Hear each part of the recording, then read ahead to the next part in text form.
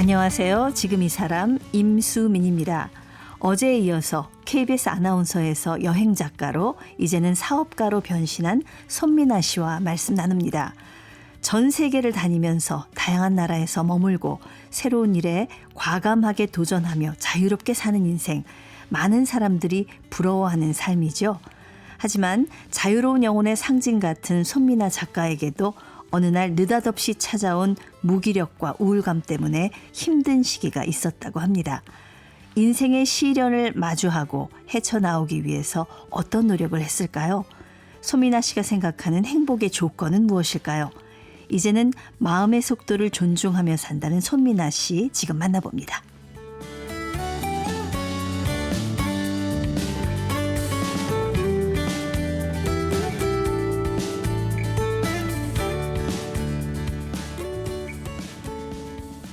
네, 아나운서에서 여행 작가로 지금 이제 사업가로 굉장히 바쁜 일상을 보내고 있는 손민아 씨 또 나오셨습니다. 안녕하세요. 안녕하세요. 스페인 얘기를 하다 말았는데 사실 지금 스페인에 한국 음식이 뜨고 있다. 그런데 네. 그 음식의 70%를 뭐 중국 사람 이런 사람들이 지금 만들어서 팔고 있다. 그 얘기를 들었어요. 지금 손민아 씨가 이 한국의 김치를 제대로 알리기 위해서 지금 굉장히 고군분투하고 있는데 직접 김치도 담그고 그런다면서요? 그렇지 않고서는 사실 할 수가 없는 일이죠. 왜냐하면 예. 처음에는 한국에 있는 김치를 수출해서 가져갈까 생각을 했었는데. 그럼 저도 그런 줄 알고 있었거든요. 네. 근데 수출하는 거 통관 절차라든가 이런 게 스페인이 조금 까다롭고 그리고 이제 지중해식 식문화의 그 방점이 있는데요. 우리처럼 다 만들어진 상품, 제품, 오랜 유통기간이 되도록 긴 거 이런 거를 선호하지 않고 프레시 마켓이 커요, 거기는. 매일매일 가서 조그만 장바구니 들고 그날 먹을 거 사다가 요리해서 가족끼리 먹고. 우리처럼 막 냉동실에 막 넣어놓고 먹는 문화가 아니라 그날 신선한 그쵸. 재료를 사다가. 슈퍼에 가서 보시면 냉동칸이 거의 안 보입니다. 그렇기 때문에 진짜 이거는 뭐 미국이나 다른 여타 국가하고는 또 다르고요. 네. 북유럽하고 또 다르고요. 예. 그러다 보니까 진입이 굉장히 어려운 거예요. 근데 왜 우리가 생각하기에 우리나라 김치는 우리나라 배추로, 우리나라 고춧가루로, 우리나라 젓갈로서 그래야 맛이 날 것 같잖아요. 그 동양 배추가 있고요. 거기도 농장이 다 있어요. 네네. 네. 의외로 스페인은 우리하고 위도도 비슷하고 농산물들을 구하는 것이 가능하고 현지 재료로, 로컬 네, 재료로. 현지에서 배추 농사를 짓는 분들이 그리고 요즘 김치의 인기 때문에 많이 늘어났어요. 예. 그래서 그 배추나 뭐 무, 또 무가 굉장히 스페인 무가 맛있더라고요. 그래서 그런 재료를 사다가 고춧가루는 사실 그 스페인 거 또 한국 거 이렇게 많이 여러 가지로 테스트를 해봤는데 네. 어떤 거를 해도 우리 입맛에 딱 맞지 않더라도 스페인 사람들은 잘 먹을 수 있고요. 아, 그 사람들 입맛에 맞으면 되니까. 그게 중요하죠. 그런데 이제 결정적으로 제가 제 레시피가 있어야지 김치 생산을 할 수 있으니까 지난 겨울에 정말 도 닦는 마음으로 김치를 한 15번 담갔고 또 그 어머니한테 배워가지고 고추를 삭히기까지 했어요, 제가 처음으로. 그래서 고추를 저희 집 테라스에서 삭혀가지고. 네. 본인이 그 레시피를 다 개발을 하는 거예요? 네, 그래서 그걸로 동치미도 담그고 저희 김치를 만들었는데 해보고 저도 놀랐어요. 내가 김치 금손이었나? 근데 그게 아니라 원인이 있더라고요. 예. 저희 어머니가 하신 말씀이 김치가 맛있으려면 3가지 중요한 게 있다. 네. 첫째 소금. 소금 중요하죠. 둘째 소금. 셋째 소금이다. 그럼 소금이 진짜 중요하다는 거예요. 그렇게 말씀하셨어요, 저희 어머니가. 오. 이거는 마치 예전에 셰익스피어가 어. 글을 어떻게 하면 잘 씁니까? 그랬더니 3가지 중요한 게 있다. 첫 번째 컷, 두 번째 컷, 세 번째 컷 이랬대잖아요. 그러니까 간략해야 된다. 예. 그게 떠오르는 어머니의 말씀을 제가 듣고. 맞아요. 소금이 진짜 중요하긴 해요. 근데 스페인 소금이 정말 기가 막히거든요. 그런데다가 우리나라 천일염만 해요?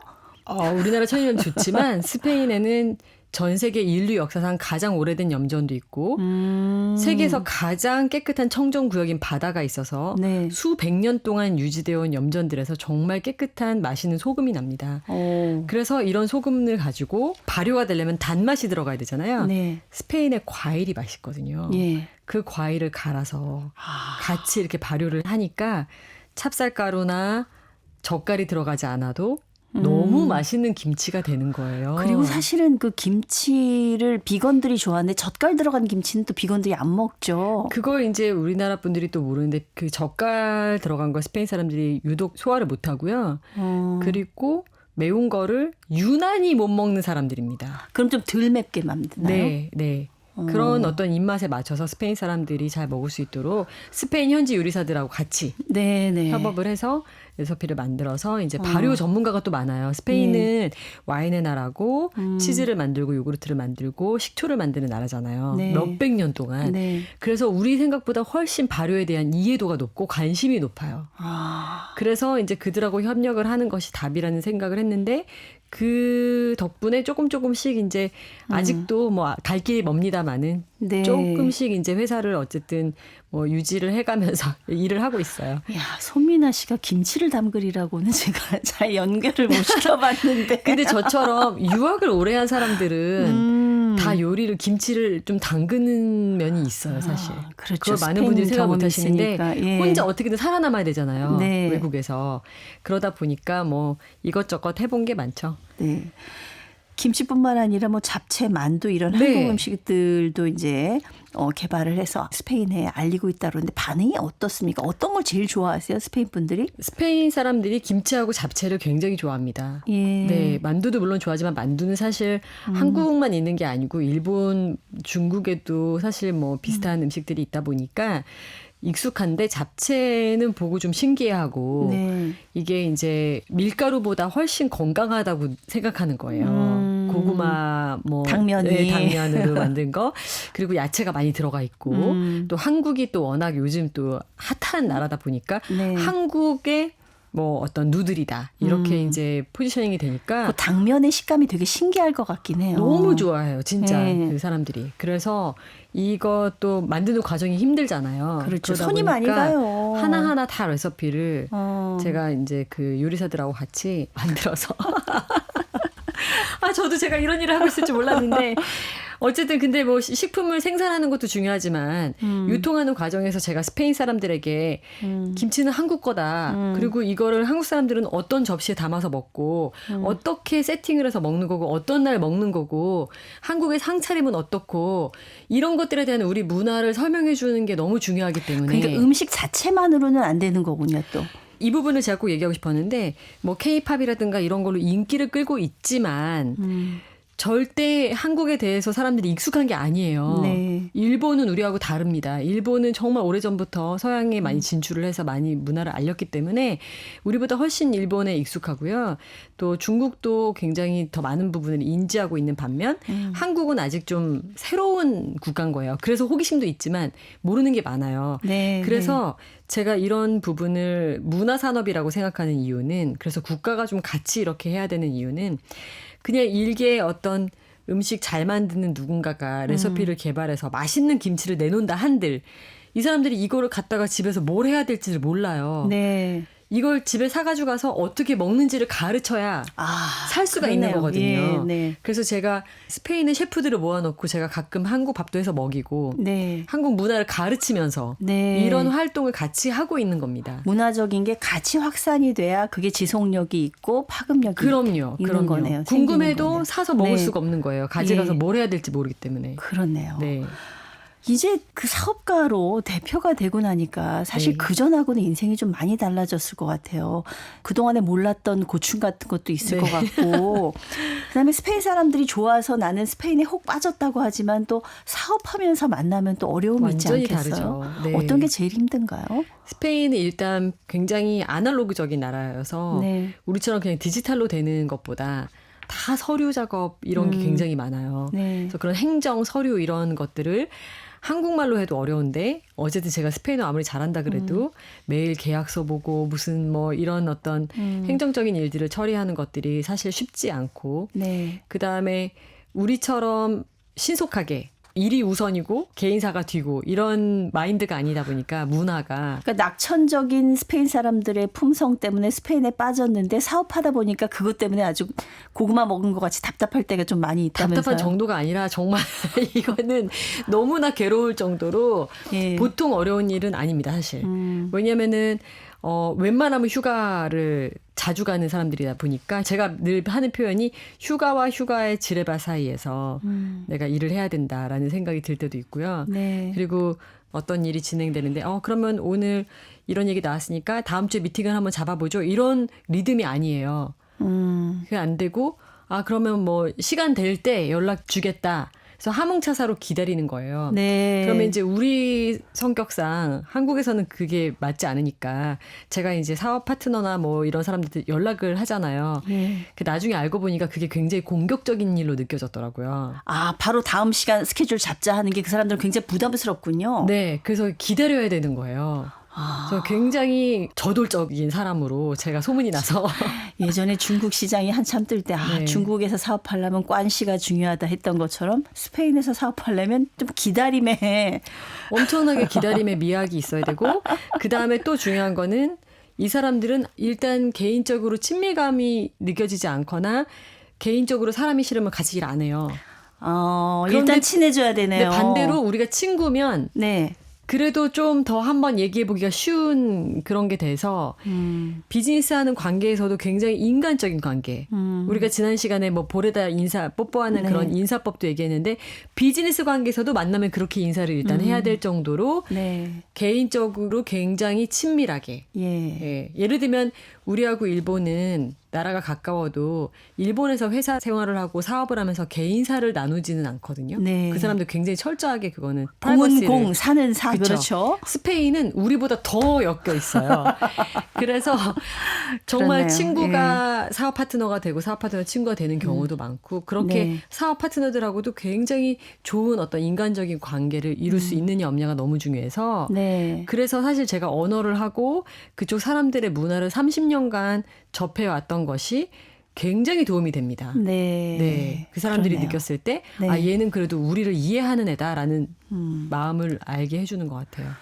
사실 손민아 아나운서는 스페인에서 훈장도 받았어요. 그렇죠? 네. 대단한 그걸 훈장이더라고요. 진짜, 나 몰랐는데. 네, 정말 그거는 감사할 일인데. 어떤 훈장이에요? 어떤 분들한테 주는 거예요? 그게 이제 시민 십자 훈장이라 그래서 네. 큰 공을 세운 사람들한테 주로 주기 때문에 예. 일국의 대통령이나 네. 아니면은 어떤 진짜 큰 일을 해낸 어떤 외교 부서의 장이라든가 뭐 대사님이라든가 이런 예. 분들이 주로 받는 건데 제가 받은 것도 꽤 높은 등급의 십자 훈장을 받았어요. 그래서 저 같은 경우는 이제 많은 분들이 궁금해하실 수가 있는데 제가 스페인 책을 썼을 때만 해도 스페인이란 나라를 한국에서 잘 몰랐었는데 그렇죠. 이제 많이 알게 된 그 처음 단계에 제가 공을 세웠다라는 것들을 한국을 다녀가신 대사님들을 통해서 네. 국왕이 알게 됐고 그러니까 스페인을 한국에 알리는데 혁혁한 공을 세운 사람이다. 네, 그렇게 해서 1차적으로 알게 되셨고 그 후에 그 스페인의 세르반테스 문화원이라는 게 있습니다. 네.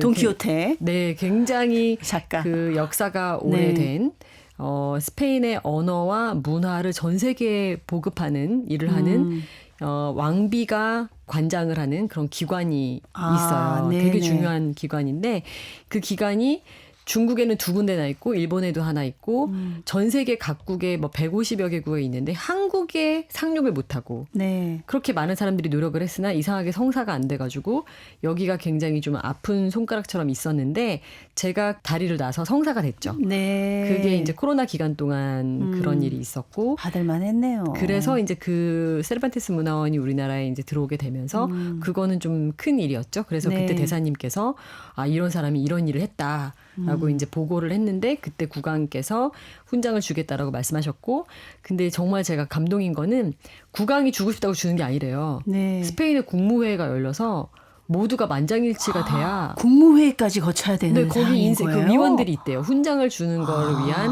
위원회가 열려서 네. 국왕이 아무리 원해도 그들 중에 한 명이라 반대하면 안 되는 거고 이거는 줄만하다라고 모두가 인정을 했을 때 사인을 해서 통과를 하면 국왕이 이제 서명을 해가지고 그걸 주시는 네. 거예요. 그러면 이제 우리나라에 와서도 우리나라 대통령이 오케이를 해야 돼요. 맞다. 이거 줄 수 있다. 이렇게 하면 이제 받는 거더라고요. 그래서 정말 민간 외교관으로서 역할을 크게 한 거죠. 너무 저에게는 영광인 일이죠, 사실. 사실 그 책 얘기가 나왔습니다. 스페인 너는 자유다. 그 책을 여기 아나운서로 있을 때 그 맞아요. 책을 썼단 말이에요. 네네네. 그게 어마어마하게 많이 팔렸어요. 베스트셀러가 네, 됐습니다. 맞아요. 네. 몇십만 부 팔렸죠? 한 40만 부를 훌쩍 넘겼죠. 그 책이 많이 인기를 어. 끌면서 출판사들에서 제안이 많이 왔었어요. 그때 사실 그 책 내고 나서 그 손민아 아나운서는 기억할지 모르겠지만은 이제 저한테 언니 저 나갈 거예요 이러면서 아, 그래요? 얘기했던 그 기억이 네. 있어요. 그래서 전 정말 놀랐어요. 왜냐하면 아나운서로 입사해서 굉장히 잘 나갔거든요. 네. 큰 프로들을 다 했어요. 도전 골든벨도 하고 가족 오락관도 하고 9시 뉴스도 하고 진짜 잘 나갈 때였는데 잘 나갈 때 딱 그만두기가 쉽지 않거든요. 어떤 결심을 한 거예요? 그때 왜 그런 거예요? 그 세상이 좀 많이 변하고 있다는 느낌이 들었고 세상을 더 많이 보고 싶었던 것 같아요. 그래서 변화하는 세상에 조금 유연하게 대처해서 나를 성장시키기 위해서는 울타리를 한번 벗어나는 게 좋겠다 그런 생각을 했었고요. 언젠가는 그만둘 거니까 조금 일찍 그만둬서 약간 예전에 영화의 니모를 찾아서라는 그 네. 애니메이션처럼 수족관 안이 너무 안정되고 좋지만 바다에 가서 상어떼를 만나더라도 한번 가보고 싶은 욕망이 있었던 것 같아요. 네. 그래서 그만뒀죠. 그만두고 여행도 많이 다니고 책도 많이 썼어요. 네, 그래서 이제 예. 자유가 생기니까 어느 날 생각해보니 컴퓨터 하나만 있으면 내가 살고 싶은 나라에 살 수 있네 이런 자각이 들어서 그 이듬해에 제가 2008년도에 스페인을 다시 가서 그때 1년을 또 있었고 네. 살다 보니까 더 어려운데 또 도전을 하고 싶다. 그래서 말이 통하지 않는 프랑스를 가서 네. 또 3년을 살았어요. 3년이나 살았어요. 네. 그리고 뭐 이제 스페인어를 하니까 아르헨티나, 페루, 뭐 멕시코 이런 데 다니면서 글을 쓰고 또 프랑스 책도 쓰고 소설도 쓰고 뭐 이러다가 이제 한국에 들어왔죠. 예.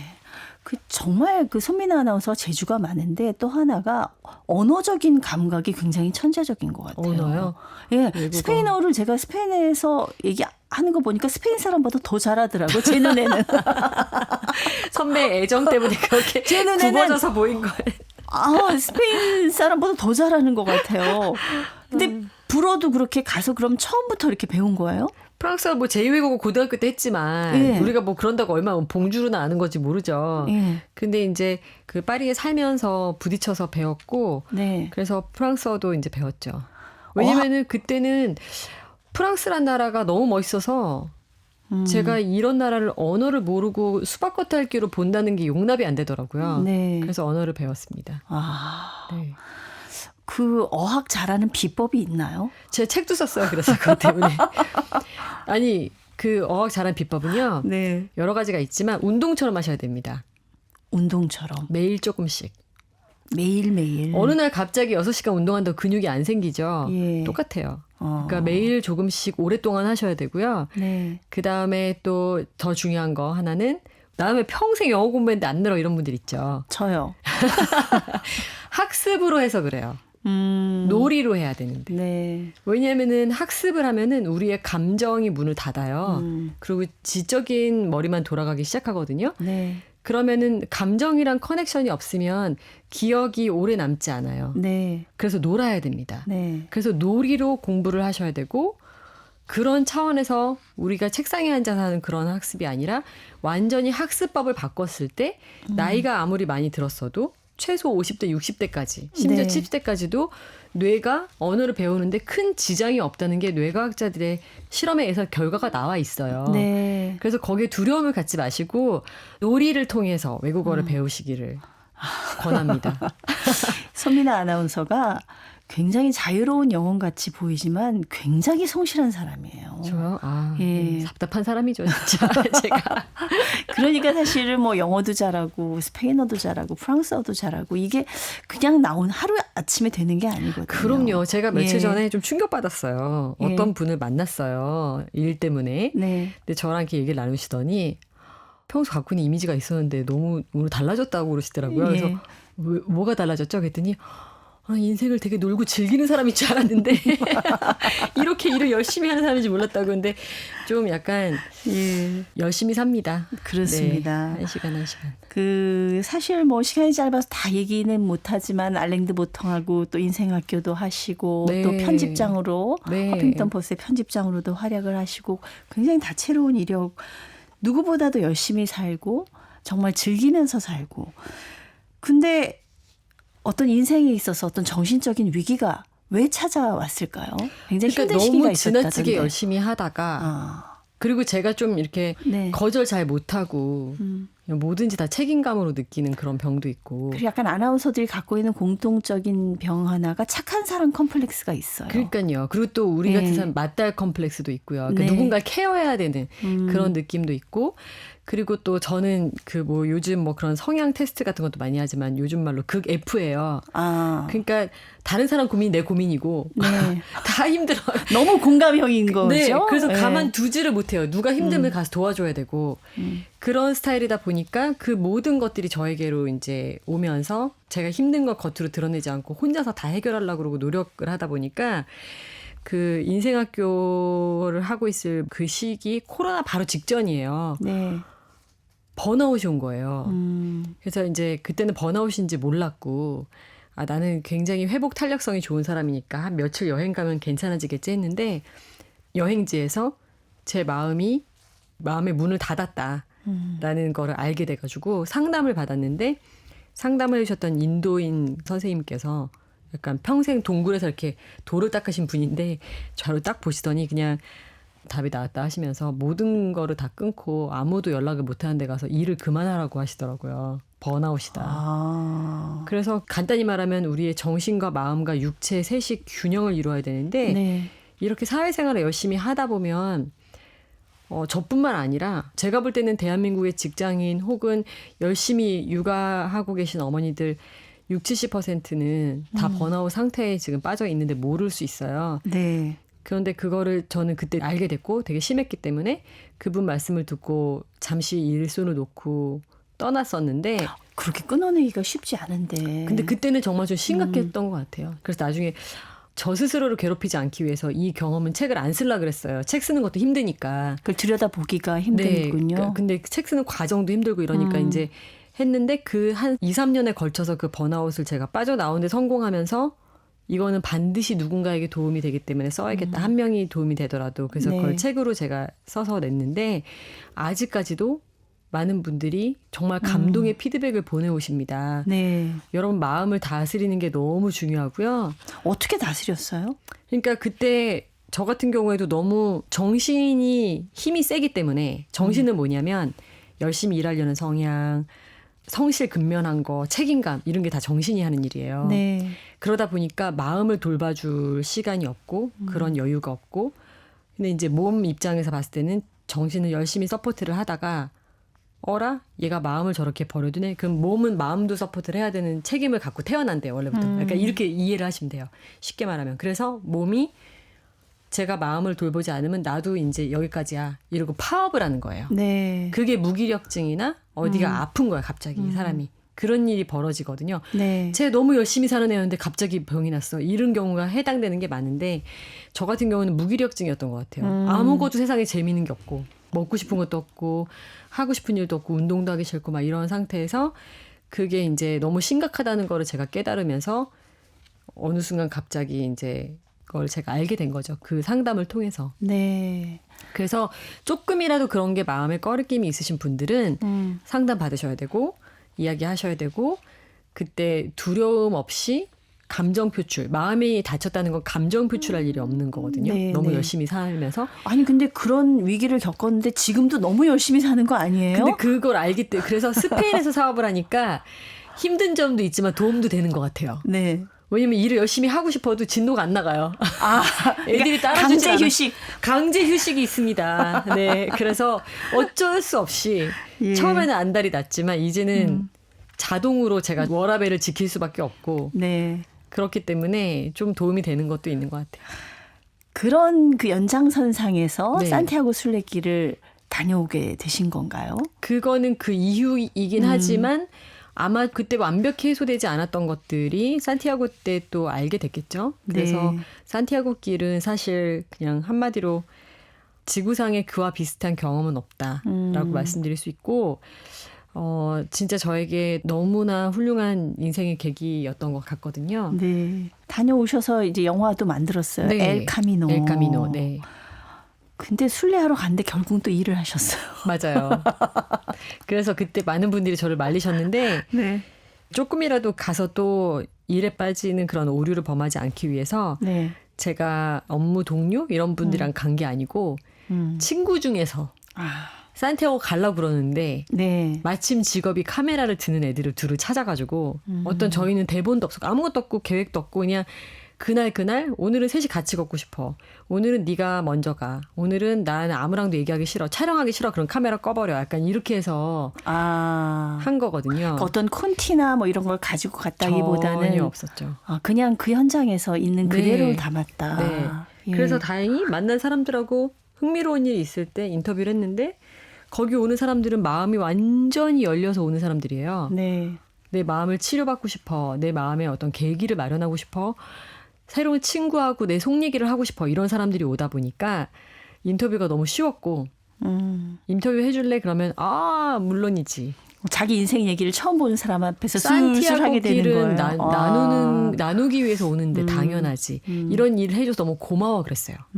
다들 저한테 고맙다 그랬어요. 네. 그래서 그때 찍어둔 영상을 가지고 그냥 리얼리티 쇼처럼 네. 연결한 거죠. 영화라기보다는. 근데 그 기록이 많은 분들에게 울림이 있었다고 생각해요. 여러분의 피드백을 봤을 때. 네.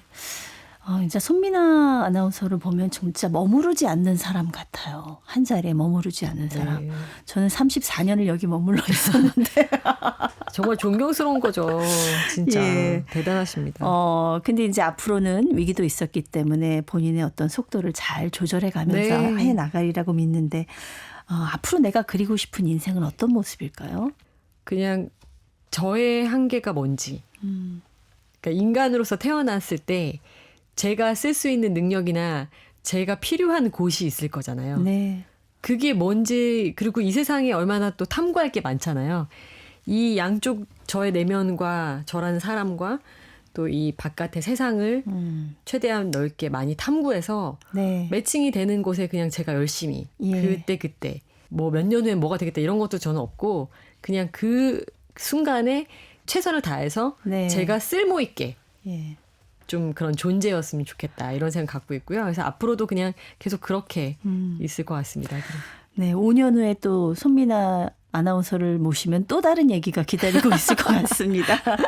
오늘 말씀 감사합니다. 감사합니다. 네, 아나운서에서 여행 작가로 지금은 한국과 스페인 사이의 문화교류 사업을 하고 있는 손민아 씨와 함께했습니다.